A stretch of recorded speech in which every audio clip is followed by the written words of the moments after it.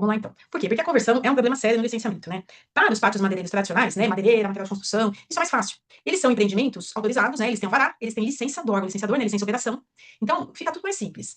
Para empreendimentos que estão pegando uma autorização de supressão, né, pontual, nem sempre eles têm toda a documentação. Como eu falei, muitas vezes a autorização é emitida no nome do dono do imóvel, não da empresa, né? E a licença de conversão, ela não é liberada para todo mundo dentro do sistema DOF, certo? Primeiro, então, vamos falar o que é conversão. Como eu já expliquei, o transporte de toras nem sempre é viável. Ele ocupa muito espaço, é difícil de você carregar no caminhão, de você descarregar do caminhão, vai precisar de mais viagens para levar o mesmo produto. Também tem a questão de chamar atenção na rodovia. Lembra que eu falei? Se você passa com tábua, a madeira, provavelmente por isso não vai dar muita tela. Mas se você passar com tora, eles vão parar. Certeza. A não ser que é muito eucalipto, né? Que a gente vê na cara quando algumas espécies de eucalipto, você vê de longe que a tora é de eucalipto. Mas dependendo da madeira que você está transportando, a polícia tem um olho meio treinado também, eles vão parar você. Tá com madeira nativa aí? Né? Tem DOF? Primeira coisa que eles vão perguntar, tem nota fiscal? Tem DOF? Então, como eu falei, geralmente não é madeira de lei. Ou o pessoal não dá muita importância para essas madeiras de supressão. Acabam, então, preferindo converter a madeira em tipos, digamos assim, menores, né? Então, o mais comum, não é tão comum aqui em madeira serrada, embora aconteça, principalmente com araucária, tudo o pessoal transporta tábua e tal. Mas, em geral, o pessoal pica a madeira, literalmente, pica, faz cavaco e vende para queimar em fornalha, né? Então, a Instrução Normativa 9 de 2026 fixa o rendimento de 100% para cavaco. Então, você não tem perda volumétrica. Todo o volume autorizado é convertido. Fica zero lá no sistema DOF. Porque quando você corta, por exemplo, uma tábua, a gente tem perda em forma de serragem, a gente tem, né? Então, sempre tem um descontinho que você perde ali no saldo da madeira. O cavaco não, você pica ele todo, e todo ele tá lá. Você não perde esse volume, né?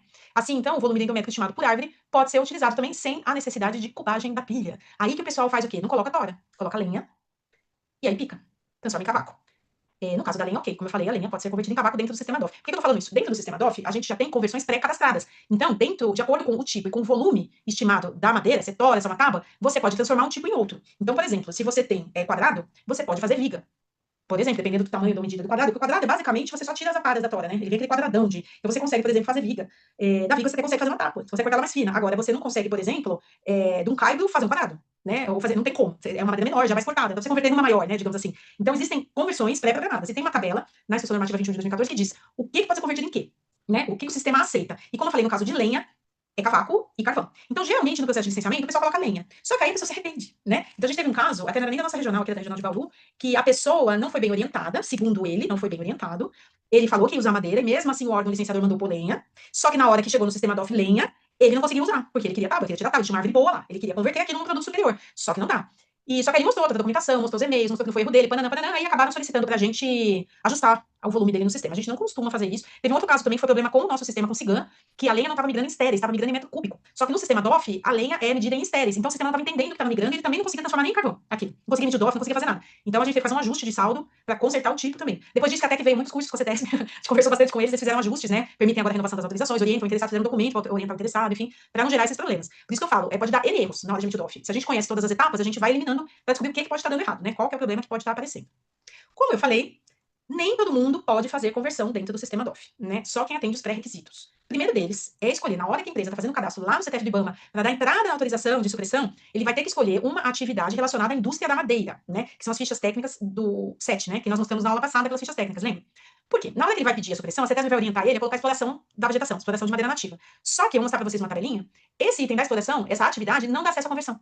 Então, às vezes, ele tem a LO, ele tem a autorização, ele tem o cadastro do CTF, mas ele está com a categoria errada dentro do CTF. Então, não vai liberar a ferramenta para ele. Então, a primeira coisa que ele tem que olhar é, além da atividade de exploração, ele precisa incluir uma atividade de indústria da madeira, no CTF dele, tá? Depois, que ele emitir o DOF tudo, ele pode cancelar essa atividade.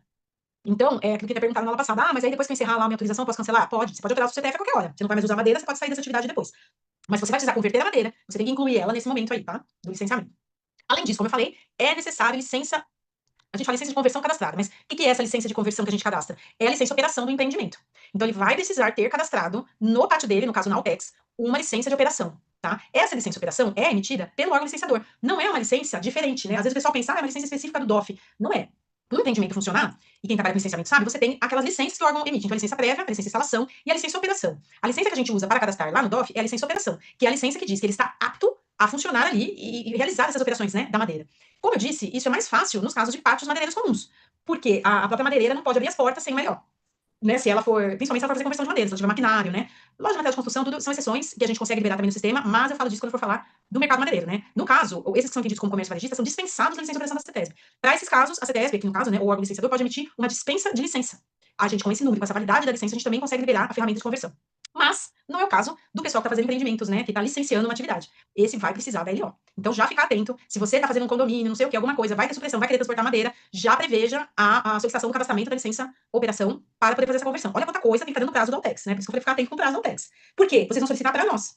No estado, eu soube isso pela Fernanda Simões, do IBAMA. No Brasil inteiro, o órgão licenciador mexe com DOF. Em São Paulo, não. É outro departamento. Então, aí já não está tudo já vinculado lá na autorização, né? Então, precisa solicitar do órgão competente cadastrar essa licença lá na Soltex para você poder fazer a conversão. Ah, e se eu não tenho licença? Não converte. Consigne esse saldo para alguém que tenha, certo? Então, quem não tem os requisitos vai precisar consignar para um terceiro esse saldo para que ele faça a conversão. Ah, mas eu tenho autorização do corte e já está no sistema DOF. Não posso emitir DOF assim mesmo e transportar sem converter? Aí você vai emitir um DOF, por que você vai ter no sistema? Tora. Você vai emitir um DOF para Tora. E a polícia vai parar o caminhão cheio de cavaco. Como eu falei, a chance da polícia parar desse caso vai ser bem pequena. Mas a polícia pode parar. Eles podem estar numa operação parando todo o caminhão que passa, por exemplo. E aí você é o sorteado da vez, né? Aí ele vai ver cavaco no caminhão e vai ver um DOF para Tora. Você vai ser autuado e vai ser tudo vendido.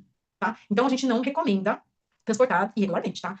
Aí, como que se resolve isso? Em alguns estados, existe uma normatização específica para isso. A gente sabe que no Paraná, por exemplo, eles conseguem cadastrar, ó, usam o prazo e o número da própria Altex como se fosse uma LO e cadastram isso no sistema DOF para conversão. Então, eles já cadastram a Altex como licença para conversão. Mas, como eu falei, eles têm legislação específica lá no estado para isso, né? Aqui, por exemplo, a gente não tem. E eu não conheço outro estado que faça isso. Pode ser desconhecimento meu, mas que eu saiba é só o Paraná que faz isso por enquanto, né? Paraná não, perdão, é o Rio Grande do Sul que faz isso. Eles fazem a própria licença, digamos assim, a autorização, eles já entendem como uma licença, já convertem, justamente para não ter transporte ligado à madeira. A pessoa faz a conversão, emite o DOF certinho e já transporta bonitinho junto com a madeira, para a gente não ter esses erros de conversão.